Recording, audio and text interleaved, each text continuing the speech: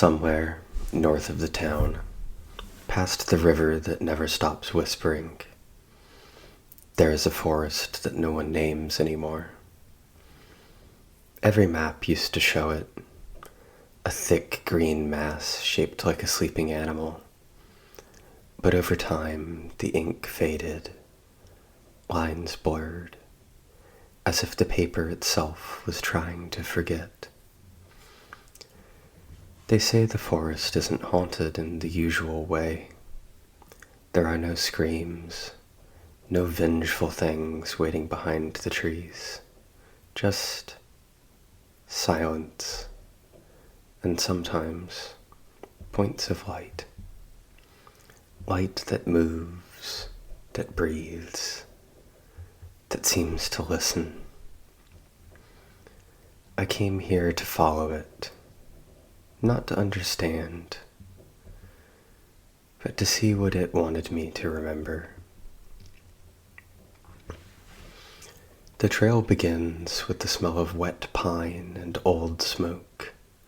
The earth is soft, so soft that it feels as if it's swallowing my footsteps. Each footprint fills slowly with dark water, as though the forest is erasing evidence of my intrusion. There's something strange about the trees here. They grow too close together. Their branches interlocked like fingers in prayer. The light doesn't behave right either. It filters down through the canopy in fractured ribbons, each beam full of motes that drift too slowly, as if trapped between falling and floating. The first sound comes when I stop breathing. A low hum, like a voice carried through bark. Not one voice, but many woven together. A language so slow and patient that it is not spoken aloud. I whisper a greeting, and for a moment the wind pauses. Then something small and bright drifts between the trees. Not fire, not ember. A sphere of pale blue light, no bigger than a candle flame. It circles once, as if studying me, then drifts deeper into the woods. I follow. The deeper I walk, the less solid the forest feels. The trees seem to move slightly, not swaying, but shifting, leaning closer when I'm not looking. The air has grown thicker and full of something I can't name, not mist, not smoke, something that clings to my thoughts more than my skin. The blue light drifts just ahead of me. It moves deliberately, never fast enough to lose, but never close enough to touch. Then others join it, dozens, then hundreds, each one drifting in silence, like stars through dark water. They form a slow procession, curving around me, illuminating a path before me. And beneath it all, the whispering returns. It sounds like breathing filtered through leaves, each exhale layered with faint syllables. I can't tell if the spirits are speaking to me, or if it's just the conversation of the forest itself. One of the lights stops. It hovers just above the ground, and I see it clearly for the first time. A small figure within the light. Not human, not insect, but magical. It gestures once, and I understand immediately. Follow. The lights lead me downhill, through roots that twist like serpents. Ahead, the faint murmur of running water. When I reach it, I realize it is not a river, but a stream of light.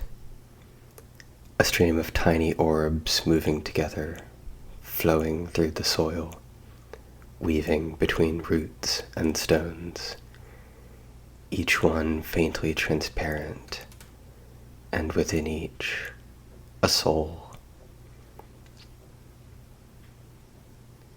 Some blink, some fade in and out slowly as though falling asleep, and one seems to peer directly at me, and my heartbeat changes tempo. The air bends slightly, and for a moment I see the forest as they do. Every tree alive with veins of pale luminescence, every rock breathing, every sound rippling like a reflection in moving water. And then it fades. The lights converge ahead, forming a path of floating blue embers. I follow until the forest opens, suddenly and completely, into a clearing bathed in pale light. It's not the moon. There is no moon tonight.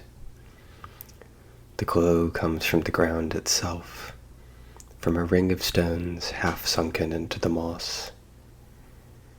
Inside the ring, small graves, simple ones, no names, just mounds covered in soft silver grass, swaying in the air of the night. The will-o'-the-wisps gather above them, their light pulsing softly in rhythm, like 1,000 small hearts breathing in unison. The air feels comforting, heavy, yes, but not cruel, like the moment before a big rainstorm, like a lullaby that someone has hummed for centuries, passed down through the family. The spirits move among the graves. Some drift downward and vanish into the earth. Others spiral upward to the sky, as if drawing something unseen from the ground, a faint shimmer that follows them and rises like mist. I feel it too, a warmth in my chest, a presence. This place isn't cursed, but rather remembered fondly. Every forest forgets its past eventually, but not this one. These graves are an anchor, and through them the forest brings new life. The lights begin to drift towards me, not threatening, but inquisitive. They circle slowly, tracing faint symbols in the air that dissolve as they form. Each symbol feels like a word, but one I can't think fast enough to understand.